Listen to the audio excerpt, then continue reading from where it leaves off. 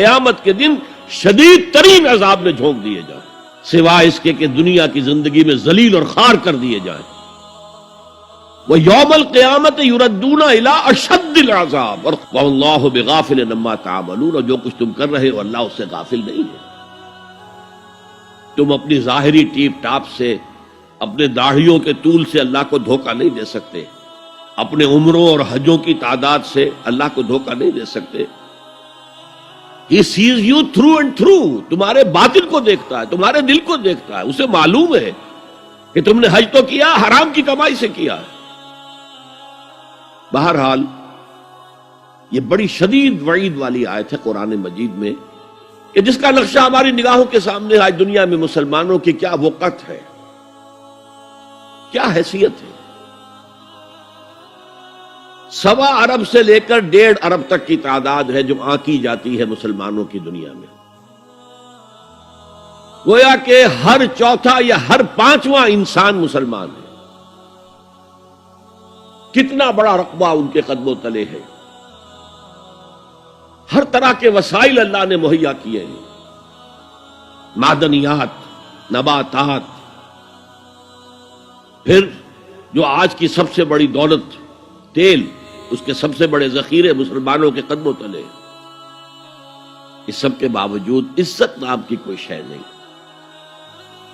بین الاقوامی معاملات میں کوئی ہم سے رائے لیتا ہی نہیں۔ کسٹمی پرسد کے بھیا کیسری تم ہو کون، تمہاری رائے کیا؟ G7 بیٹھیں گے، G9 بیٹھیں گے، G13 ہوں گے، G15 ہوں گے، وہ بیٹھ کر طے کریں گے۔ کوئی مسلمان ملک نہ G7 میں نہ G15 میں، جسے ہم محاورے میں کہتے ہیں، نہ 3 میں نہ 13 میں۔ یہ ہے ہماری عزت آج دنیا میں۔ اکثر مسلمان ملکوں کی حکومتیں امریکہ کی جیب میں ہیں۔ یہ ہے ہماری حیثیت۔ تو ذلت جو ہے وہ تو آج ہم پر ہے مسلط۔ فما جزاء من يفعل ذلك منكم الا خزي في الحیات الدنیا ويوم القیامت۔ اب یہ قیامت کے دن کی بات جو اللہ فرما رہے ہیں، دعا ہی کی جا سکتی ہے کہ اللہ تعالیٰ اس سے بچا لے، کرم فرمائے، اپنی شان غفاری اور شان رحیمی سے ہمیں اس روز کی ذلت سے اور شدید ترین عذاب میں جھونک دیے جانے کی جو یہاں پر خبر سنائی جا رہی ہے، وعید سنائی جا رہی ہے، اللہ تعالیٰ اس سے بچا لے۔ تو اس آیت کو اب آپ سامنے رکھیے۔ البتہ ایک بات میں اور آپ سے عرض کر دوں کہ جو کیفیت اس آیت میں سامنے آئی ہے یہ مستقل نہیں رہ سکتی۔ اگر کوئی شخص واقعتاً چاہے آغاز میں اس کا دل پازیٹیولی ایمان سے خالی تھا،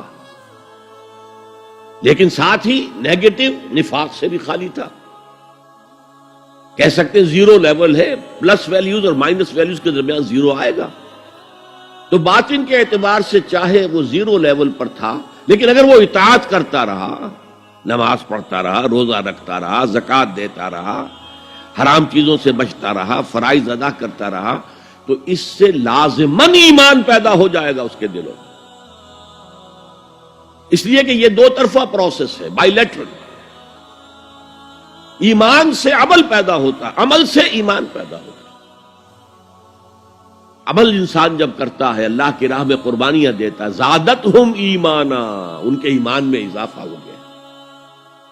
اچھا، اب یہ ہے پس منظر ایمان اور اسلام کا فرق۔ اب اس کے حوالے سے یہ بھی، اس سے پہلے اگرچہ میں اشارے کر چکا ہوں، اسلام کی جو تعریف کی گئی ہے، متفق علیہ روایت ہے حضرت عبداللہ ابن عمر سے رضی اللہ تعالی عنہما، بنی الاسلام علی خمس، اسلام کی عمارت 5 چیزوں پر قائم ہے۔ شہادت اللہ الہ الا اللہ وان محمد رسول اللہ، وإقام الصلاۃ وإیتاء الزکوٰۃ وصوم رمضان وحج البیت من استطاع الیہ سبیلا۔ کلمہ شہادت ہے کہ میں گواہی دیتا ہوں اللہ کے سوا کوئی معبود نہیں، اور میں گواہی دیتا ہوں کہ محمد صلی اللہ علیہ وسلم اللہ کے رسول۔ پھر 4 عبادات ہیں، نماز ہے، روزہ ہے، زکوٰۃ ہے، حج۔ تو اسلام جو ہے دنیا میں قائم ہے ان 5 بنیادوں پر۔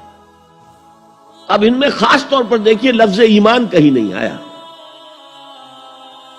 اور دنیا میں کسی شخص کے مسلمان سمجھے جانے کا دار و مدار صرف اسی پر ہوگا.